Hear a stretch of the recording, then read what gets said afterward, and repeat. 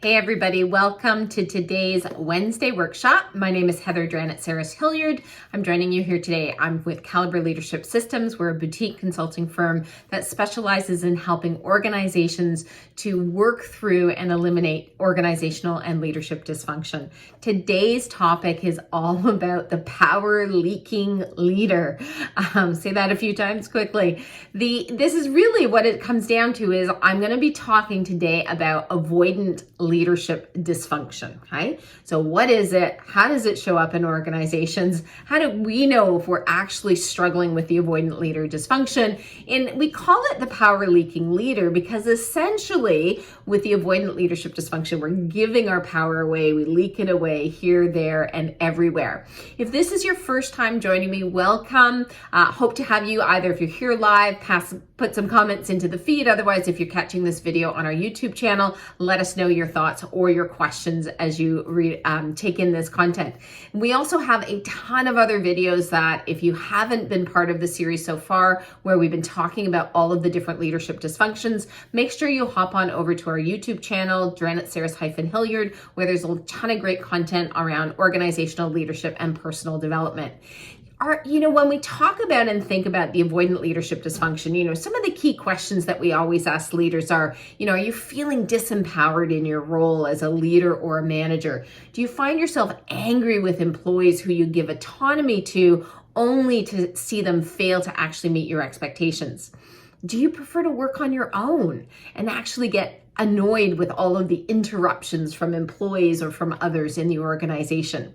If so, you could be operating from the avoidant leadership dysfunction. And really, it's a fear of a hostile or emotional response from employees is actually what causes this dysfunction in leadership. And it's contributing to this dysfunction of leadership being on the rise, right? That fear of what is the emotional response I'm going to get from my employees. Organizational dysfunctions that arise from the avoidant leadership dysfunction are therefore also on the rise.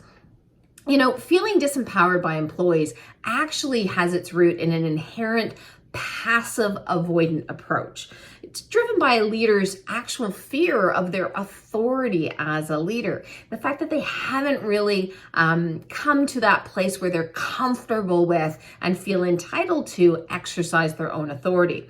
And as a result of this fear, leaders end up leaking all over the place their power. They give it away to employees. They give it away to other leaders, to their peers even, right? And then blame these other people when things aren't done right. Leaders who have difficulty using their position or personal authority, or those who, really lack confidence and self-esteem in leadership roles, they're the ones that are more likely to develop this dysfunction. Think about it as authority for them is kind of like a hot potato. You want to get rid of it as fast as you can. And again, you leak it all over the place because you just, it's mine now, I got to give it away, right? They have to get rid of that authority for fear of getting burnt in some particular way. And what they really want to do is to be able to achieve their business objectives without drawing a lot of attention to themselves and without having to get overly involved with others in the process. These are really independent people who operate out of their own personal silos, right? We often talk about organizational silos, but with the avoidant leadership dysfunction, these individuals actually create personal silos. I think about one of my clients where she very much works out of this particular dysfunction, and her area is really untouchable, right? And so it's not just her function, but anything that she does, anything that she puts her hands on is done within her own personal silo, and nobody has any visibility into it. They never really know what's going on because, again, she's created that silo even inside of her own functional area. They feel, because they want to be left alone to do their own thing, this is where they feel the most psychologically secure and empowered, is when everybody else is hands off of them. And in fact, their behavior often causes other people to avoid them. So this avoidant dysfunction leads to others avoiding them because they don't want to work through that difficulty that often comes alongside of it. Again, what drives their behavior is this fear of if they engage too much with people, they will actually become disempowered. So they hold their functional power by doing their own work and while at the same time giving away or leaking their leadership and decision-making authority to others. So why does this matter? As we talk about all of these leadership dysfunctions, we always want to think about the fact that there's a really significant impact on the organization. This leadership style creates a number of different dysfunctions within the organization, and it really makes it difficult from an employee engagement perspective. And it's also important because we do see that this leadership style is on the rise, and leaders actually need developmental support to be able to break through that dysfunction. So you want to be thinking about, as we talk through more of how this shows up in some of the examples, is whether or not this dysfunction is playing out in your organization. So you can start to think about employing some of the strategies that I will leave you with at the end of the workshop in your organizations to start to make that transition. As with all dysfunctions, the cost on the team, on the organization is high. And that's why we spend a lot of time in these sessions and in our content and in our podcast, actually, Dismantling Dysfunction, talking about dysfunction, because oftentimes in organizations, the notion of dysfunction gets so overwhelming that people feel like they can't do anything about it to change it. So this is about really starting to understand the dysfunction from a leadership perspective. What's the behavior? What's the impact? But then what do we need to do organizationally? Because at the end of the day, when we can identify the dysfunction, when we can really name it, when we can sort of articulate what it is that's happening and why it's happening, we can actually start to deal with it. And it doesn't just have to be this thing that we work around. We talk a lot about avoidant leaderships create the circumstances in which people walk on eggshells around them because of their behavior. And so this, again, it really gets in the way of organizational and team priorities. But on the flip side, if you're the avoidant leader, if you are practicing avoidant leadership dysfunction, it's about really understanding the importance of not giving your leadership power away and learning how to lead authentically. So again, the avoidant piece comes from that, the flight part of our instinctual brain, right? I just want to go. I just want to be away. I don't want to be here. I withdraw from the whole situation. But in that process, we're not actually leading authentically. And always as a reminder, with all of these dysfunctions, they are connected to a developmental gap. So the great news is that, of course, we can develop our way through it, right? We can develop our way through the elimination of this particular dysfunction, right?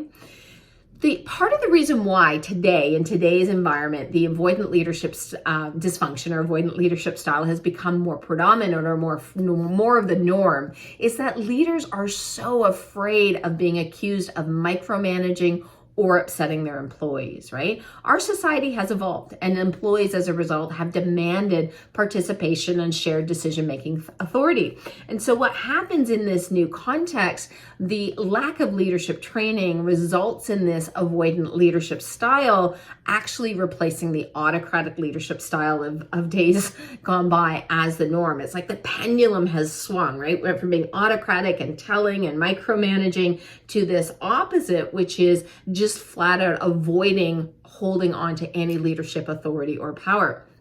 And while it meets some of the needs of the employees, it does so at the expense of the business. And so here are some of the negative results of using the avoidant leadership style. First and foremost, there's a leadership void that is created. And anytime in an organization there's a leadership void, employees are going to respond in a number of different ways. Basically, what happens in this leadership void is that the avoidant leader is giving or leaking, as we keep saying leaking, because it's not just a full handoff. It sort of comes and drips here and there. They're leaking their authority and their responsibility for really setting expectations for employees, for defining the plans for employees, or even for their peers, right? So when they have to integrate or collaborate, they just sit back and they wait for others to define it, or they wait for others to decide it, even though it's their own area. And I can think of one client where this goes on, and what he will do after the fact is say things like, well, no one asked me, and I'm the one who should have been leading it, and I'm the one that knows this the best. But in the moment and in that process, he doesn't speak up. He doesn't speak up. He waits till after the fact and then tries and goes off and do his own thing or derail it. And part of it is like in those moments where they really need to be stepping in to be leading the task, the project, the decision making, whatever it may be, they kind of act like it's not their job. Right? They act as though it's not their job to provide the information, to provide the direction, to make a recommendation. And that void forces the people above them to make decisions on things that they really are not well informed about, or in the case of their direct reports, causing them to make decisions in areas where perhaps that decision shouldn't be allocated down to that level. They really do end up giving employees work without defining what exactly needs to be done, and they don't stick around to make sure that the employee is actually doing it correctly. And so what ends up happening is when employees make mistakes, they get extremely upset with that employee because the employee didn't figure it out. And again, with no one really leading, when we have leadership voids, it actually increases the insecurity of the employees, right? They are unsure of how to be successful in their roles. They're unsure how to be successful on their teams. And that insecurity tends to create dysfunction within the teams, and it also creates power struggles, right, in this leadership void. Think about another example where, a avoidant leader, there was a change in the technology that was being used in the functional area, and while the leader was 100% on board and was in fact driving this shift in the technology from that siloed perspective, members of the team, because they didn't understand, they weren't being given direction, they weren't being provided with expectations, they were left making the decision as to whether or not they would comply with the new technology or not. And there was one individual on the team in particular who just flat out said, I'm not doing it. I'm sticking with our current approach. I'm going to use Excel. I'm going to do it manually, whatever the case may be in terms of her preferred way of working, because that's the way it had always been. And this got allowed. It got tolerated. It started to create problems for the team because other team members were having to take her work and then integrate it with the new technology. And this was all created because of this leadership void. It could have all been avoided if the leader had simply said, here is our plan. Here's the expectation. This is non-negotiable. You all have to make the transition. Here's the transition date by, and talk to me about what it is that you need in order to be able to make the transition. Instead, the avoidant leader, there was conflict because not everyone was 100% on board, simply abdicated themselves from the situation and allowed the employees to decide. Incredibly problematic and really frustrating for the team. And quite frankly, the leader was complaining about it.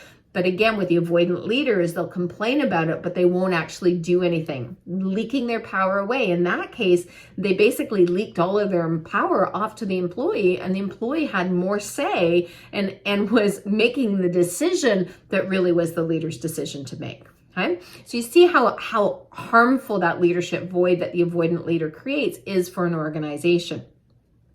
The other thing that is a really significant impact of the avoidant leader is it creates high levels of employee disengagement. And of course, in today's marketplace, no organization can tolerate having high levels of employee disengagement. So that's why it's really important to get around this or ahead of this, start to make the shift out of the avoidant leadership style. Basically, avoidant leaders don't actually create anything at all for their employees to belong to, which is really fundamental from an engagement perspective and from a retention perspective. Is like they need that sense of belonging, nor do they give their employees anything to get excited about. So again, just like the avoidant leader works in their own little job silo, they're looking to all of their employees to do the same thing, heads down, task focused, do your work. And there is none of that interpersonal or relational aspect. There isn't that, as I said earlier, with the leadership void, it contributes to insecurity, which also contributes to employee disengagement.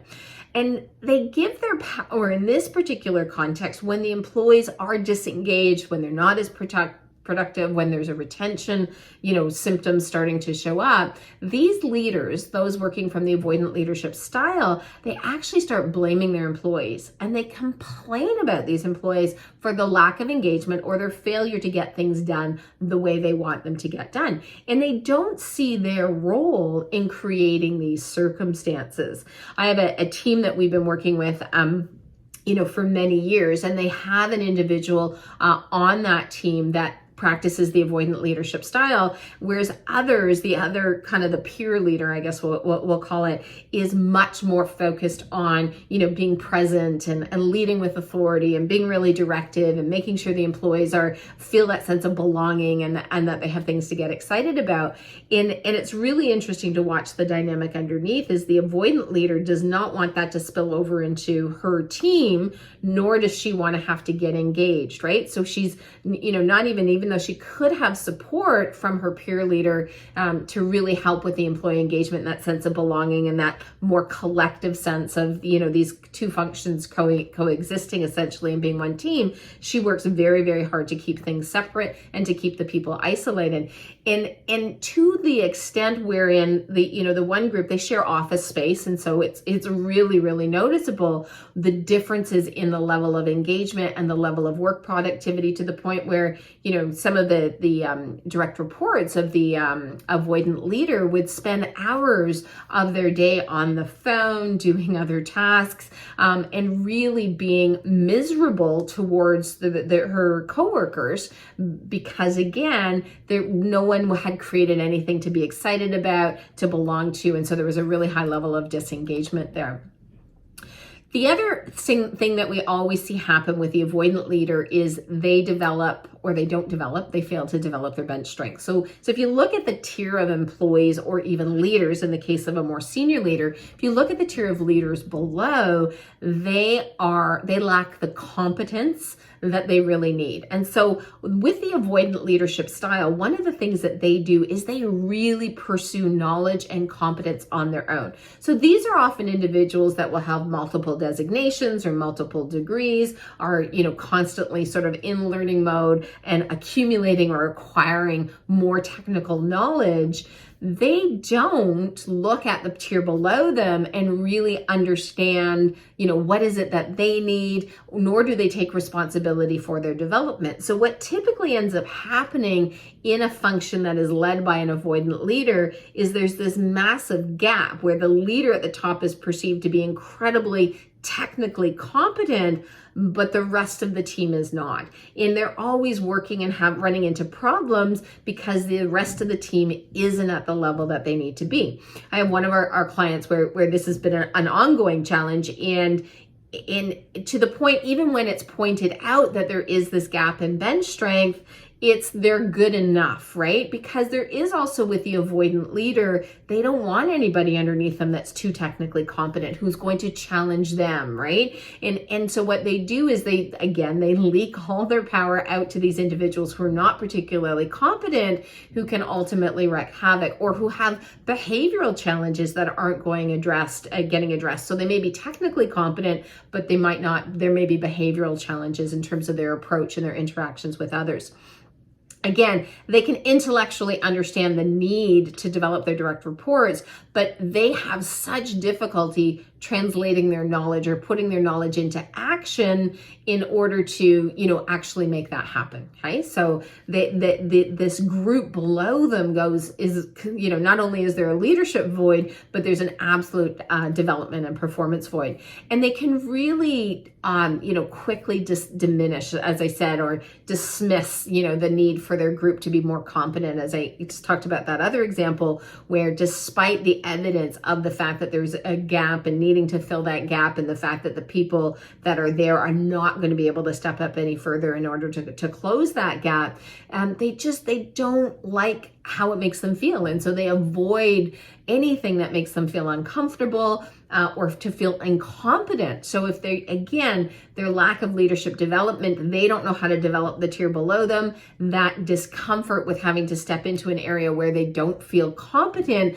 causes them to avoid it. So there's a whole bunch of different triggers for them going into that avoid, withdraw, and sort of, again, leaking, right? Because when they're not present to the development needs of their people, essentially they're giving their people all of the power to decide how they're going to perform, how they're going to behave, whether they show up or they don't show up. I think about an example from one of my clients who's an avoidant leader, during COVID, when the requirements were that people be in the office at least once or twice a week, just again, for certain aspects of work. One of his direct reports who's in a VP level position just said, I'm working from the cottage, I'm not coming in at all.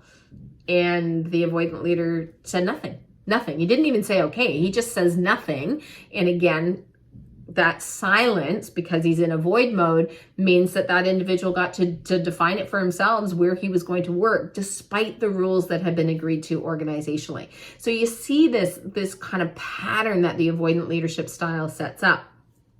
What they're doing always, what they're working to do, is to maintain that psychological silo, right? So I'm here, I'm safe, I'm all good, I won't ask for help, I'm not going to develop my talent, I'm not going to lead anybody, but I'm going to be the technical expert who's going to be able to get my work done, and I want you to value me for that and not for any of the other pieces, because again, that lets me feel safe and within my comfort zone. Again, all of these dysfunctions that we've been talking about, the narcissistic, the permissive, going to be talking about the caretaking next week, the avoidant, these are all self-protective strategies, right? These are ways in which leaders adapt their leadership behavior because they haven't had the development and they haven't had the support for building out the skills in order to lead in a different way. And so they go into that self-protective leadership approach, which is what creates this, in this case, the avoidant or the leaky leader dysfunction, because it's how they cope with the fact that they're not comfortable with the authority that has been given to them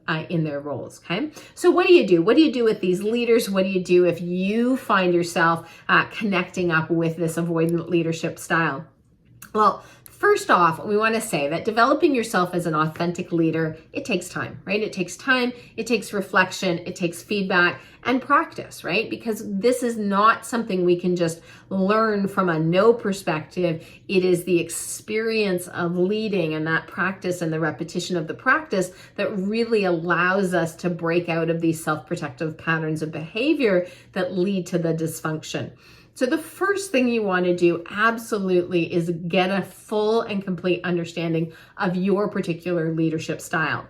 Using psychometric instruments such as our proprietary assessment, the Striving Styles Personality System, which is based on a brain organization and Jung's original theory of personality type, or something like the Myers-Briggs, really helps you to understand the mechanics of your particular mind. When you know your brain style and how you prefer to lead as a result of that, you also learn which of the self-protective strategies you are going to employ when you haven't had the opportunity to properly develop as a leader. And we can connect up the avoidant leadership style with certain personality types for sure. And when we understand our natural approach to leading, when we're being really self-actualizing, really achieving our potential authentically as leaders versus what we do when we're self-protective, it also helps us to begin that process of observing our own behavior, what's triggered us to be self-protective, how do we need to shift, but it also serves as the basis for our development. So we're developing from where we are, right? We develop from our starting point as opposed to some imposed or ideal notion of you have to be great at all of these leadership competencies. Our development as individuals is a unique roadmap, right? It's a unique path that we have to take based on where we're starting from, and our understanding our brain and how our brain is organized and what's driving our behavior are all really, really important aspects of being able to actually shift out of the avoidant leadership dysfunction or any of the leadership dysfunctions. The second thing we say to avoidant leaders is stop giving away your power. Being adaptive and making everything work for everyone else while not expecting the same from employees is quite frankly exhausting, right? You're simply in those moments, we're abdicating our responsibility for the role and we're making others temporarily happy at the expense of ourselves, right? And it's at the expense of our growth, it's at the expense of our potential. So what we have to do if we are practicing or we're using the avoidant leadership style, what we have to do is actually start holding on to our personal and position power and authority. Okay? We have to stop the leaks, essentially. So really starting to feel entitled around our position, our power, our authority that comes with our position, really feeling entitled to actually lead out and lead others. And again, not just our direct reports, but how are we leading out across our peers? How are we leading up relative to our bosses? And we're wanting to really refocus our efforts and our attention, our actions that we're taking to course correct, right? Redirect redirecting performance, no matter how difficult it may be, defining what needs to happen instead of letting someone else define it for us, being clear on what processes or what tasks I should be taking on because that's within my area of expertise. Going into that, the avoidant withdrawal is what we're saying is you have to stay in and shift into defining, right? Defining with clarity. The more you excuse poor performance, of course, the more you're failing in your role as a leader, the more you allow others to make the decisions or define things for you as opposed to you defining it, the more you are leaking your power out to others in the organization. And that's what we want to really help you to be able to stop. The last thing that we really recommend is if you're working with the avoidant leadership style is to develop communication skills. Leaders with this particular dysfunction or who work with the avoidant leadership dysfunction, they begin to actualize when they learn to ensure that they spend time with people, not just in their area of expertise, not just within their comfort zone, but really start to look at it from a relational perspective and having conversation and dialogue, okay? And it's about developing leadership and communication skills as well as building those relationships, building out your social intelligence, that other awareness that is so fundamental in the emotional intelligence model, because that's what ultimately increases the effectiveness. Because we're trying to get you, if you identify with the avoidant leadership style, is trying to get you out of using your coping strategies that are kind of in the natural inherent a part of this particular style. So again, they want to avoid interactions. They want to avoid where people are upset. They don't want to put their energy into others and their relationship with others and being involved with others.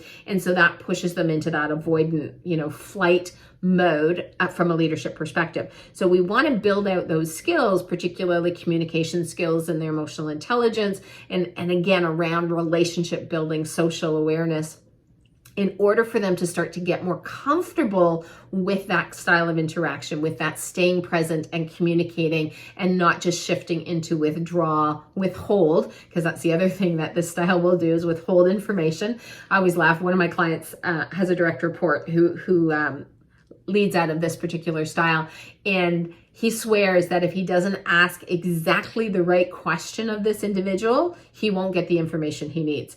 And when he gets a piece of information and then finds out it wasn't the right thing and comes back, his direct report will say to him, well, you didn't ask that question. I answered your question. You didn't ask the question that would have gotten you that answer. And so that's that avoidant, right? I'm going to avoid. You can't touch me. You can't interact with me. I'm going to hold everything. That's my personal silo.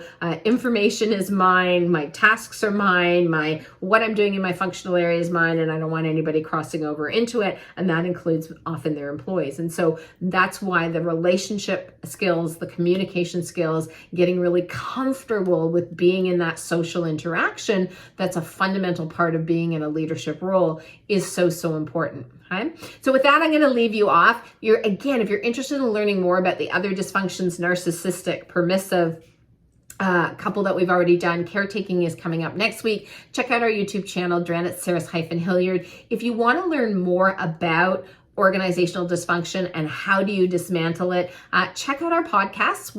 I think we just released number 11 this week, and you can find all of that and a ton of our other resources, including our books, on our site, Dranitsaris-Hilliard.com.